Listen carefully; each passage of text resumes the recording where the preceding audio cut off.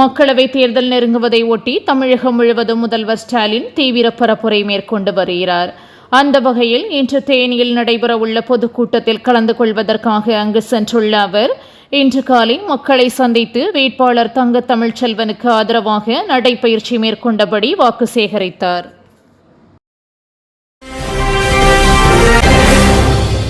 தர்மபுரி தொகுதியில் பாமக சார்பில் சௌமியா அன்புமணி போட்டியிடுகிறார். அவருக்காக அன்புமணி ராமதாஸின் மொத்த குடும்பமே தீவிர வாக்கு சேகரிப்பில் ஈடுபட்டு வருகிறது. அந்த வகையில் பரப்புரையில் ஈடுபட்டிருந்த அன்புமணி ராமதாஸுக்கு சிறுமி ஒருவர் பரிசு பெட்டியை வழங்கினார். அதற்குள் மாம்பழம் இருந்ததை கண்டு மகிழ்ச்சியடைந்த அவர் சிறுமிக்கு நன்றி தெரிவித்தார்.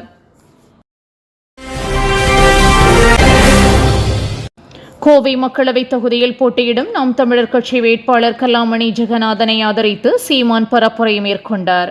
அப்போது புதிய இந்தியாவை கட்டமைப்போம் என பாஜகவினர் சொல்கிறார்கள். அப்படியென்றால் 10 ஆண்டுகளாக என்ன செய்தார்கள் என்று சரமாரியாக கேள்வி எழுப்பினார்.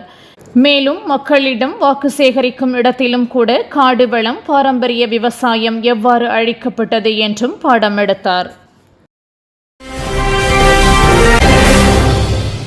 சிவகங்கை பாஜக வேட்பாளர் தேவநாதன் ரூபாய் 525 கோடி மோசடி செய்துள்ளதாக காங்கிரஸ் ஊடக தொடர்புத்துறை தலைவர் ஆனந்த் ஸ்ரீனிவாசன் குற்றம் சாட்டியுள்ளார்.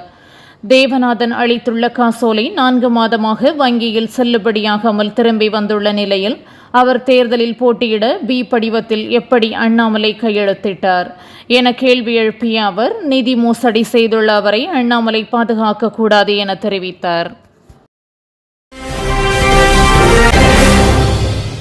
டெல்லியில் போராட்டம் நடத்திய பாஜகவினரை தண்ணீரை பீச்சி காவல்துறையினர் விரட்டியடித்தனர். டெல்லி மதுபான கொள்கை முறைகேடு வழக்கில் கைதாகி முதல்வர் கெஜ்ரிவால் நீதிமன்ற காவலில் உள்ளார். அவர் பதவி விலக வலியுறுத்தி டெல்லியில் பாஜகவினர் போராட்டத்தில் ஈடுபட்டனர். தடுப்புகள் மீது ஏறி நின்று சிலர் கண்டன முழக்கமிட்டனர். இதையடுத்து அவர்களை போலீசார் தண்ணீரை பீச்சி விரட்டியடித்தனர். மகாராஷ்டிராவின் அகமது நகர் பகுதியில் கிணற்றில் தவறி விழுந்த பூனையை காப்பாற்ற முயன்று 5 பேர் உயிரிழந்த சம்பவம் சோகத்தை ஏற்படுத்தியுள்ளது. பாழடைந்த கிணற்றில் பூனை தவறி விழுந்ததை பார்த்த சிலர் அதனை காப்பாற்ற ஒருவர் பின் ஒருவராக கிணற்றுக்குள் குதித்தனர். இதில் கயிறு கட்டி இறங்கிய ஒருவர் மட்டும் உயிருடன் மீட்கப்பட்ட நிலையில் 5 பேர் பரிதாபமாக உயிரிழந்தனர். இதுகுறித்து போலீசார் விசாரணை நடத்தி வருகின்றனர்.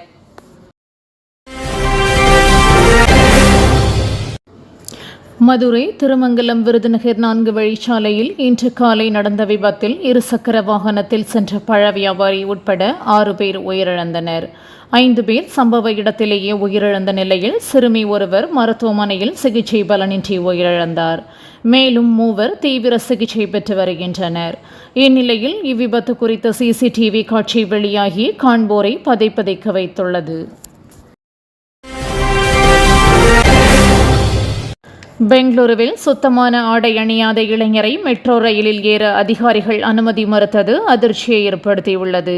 சட்டையின் மேல் பட்டன் அணியும்படி அறிவுறுத்திய அதிகாரிகள் சுத்தமான ஆடை அணிந்து வரும்படி வலியுறுத்தியுள்ளனர்.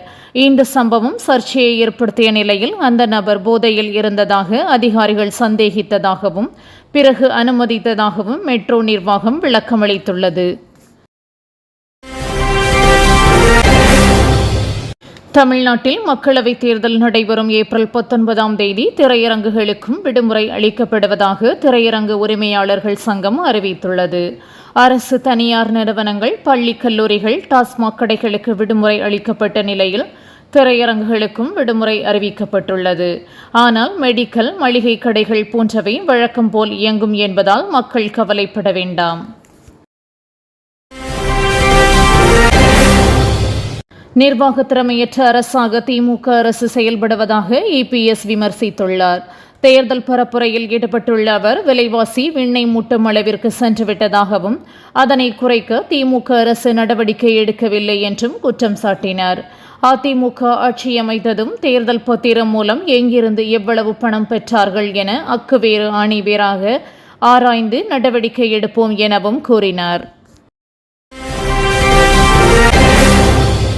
வேலூரில் நடந்த தேர்தல் பிரச்சார கூட்டத்தில் பிரதமர் மோடிக்கு செங்கோல் பரிசாக அளிக்கப்பட்டது. வேலூரில் நடந்த தேர்தல் பிரச்சார பொதுக்கூட்டத்தில் பிரதமர் மோடி கலந்து கொண்டு பாஜக கூட்டணியை ஆதரித்து பேசினார்.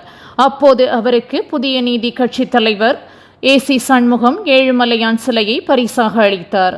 இதையடுத்து பாஜக நிர்வாகிகள் பிரதமர் மோடிக்கு செங்கோலை பரிசாக வழங்கினர்.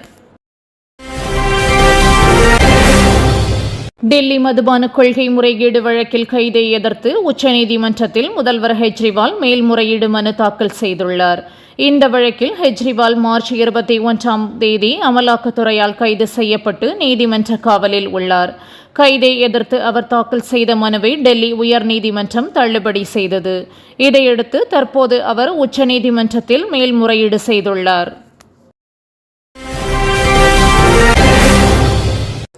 மேற்கு வங்கத்தில் திரிணாமுல் காங்கிரஸ் அரசு எல்லையில் ஊடுருவலை தடுக்கவில்லை என அமித்ஷா குற்றம் சாட்டியுள்ளார்.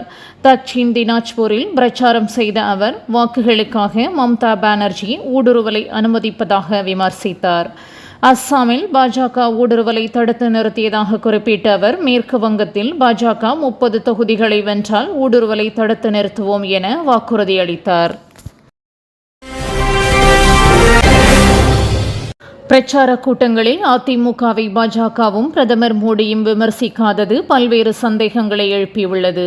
பிரதமர் மோடி, அண்ணாமலை உள்ளிட்டோர் பிரச்சாரத்தின் போது திமுகவையும் முதல்வர் மு.க.ஸ்டாலினையும் வசைபாடுகின்றனர். ஆனால் அதிமுகவையோ இபிஎஸ்ஐயோ கடுமையாக விமர்சிப்பது இல்லை. இது தேர்தலுக்கு பிறகு மீண்டும் 2 கட்சிகளும் கூட்டணி சேருமா என்பது உள்ளிட்ட பல சந்தேகங்களை எழுப்பியுள்ளது. பாஜக மீண்டும் ஆட்சி அமைத்தால் மகளிர் உரிமை தொகை நிறுத்தப்பட வாய்ப்புள்ளதாக திருமாவளவன் தெரிவித்துள்ளார். தேர்தல் பரப்புரையில் பேசிய அவர், மகளிர் உரிமை தொகை, 100 நாள் வேலை திட்டம் ஆகியவை பாஜகவுக்கு பிடிக்கவில்லை. மீண்டும் பாஜக வென்றால் அந்த திட்டங்கள் நிறுத்தப்பட வாய்ப்புள்ளது என்றார். மேலும் விழுப்புரம், சிதம்பரம் தொகுதிகளில் வென்று விடுதலை சிறுத்தைகள் கட்சி அங்கீகரிக்கப்பட்ட கட்சியாக மாறும் எனவும் கூறினார்.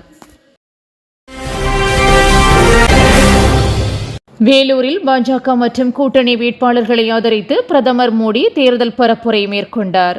உரையாற்றுவதற்காக தமிழரின் பாரம்பரிய உடையான வேட்டி சட்டையில் பிரச்சார மேடையில் ஏறிய மோடி அனைவரையும் வணங்கிக் கொண்டே வந்தார்.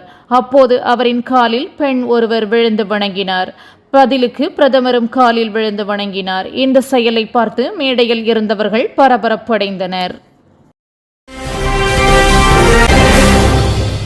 சத்தீஸ்கரின் துர்க் மாவட்டத்தில் நேற்று இரவு தனியார் நிறுவன பேருந்து கவிழ்ந்து விபத்திற்குள்ளானதில் 12 பேர் உயிரிழந்துள்ளனர். 15க்கும் மேற்பட்டோர் படுகாயத்துடன் மருத்துவமனையில் அனுமதிக்கப்பட்டுள்ளனர். அவர்களில் சிலரின் நிலை கவலைக்கிடமாக இருப்பதால் பலி எண்ணிக்கை அதிகரிக்கும் என அஞ்சப்படுகிறது. மேலும் விபத்தில் உயிரிழந்தவர்களுக்கு பிரதமர் மோடி, ஜனாதிபதி முர்மு உள்ளிட்டோர் இரங்கல் தெரிவித்துள்ளனர்.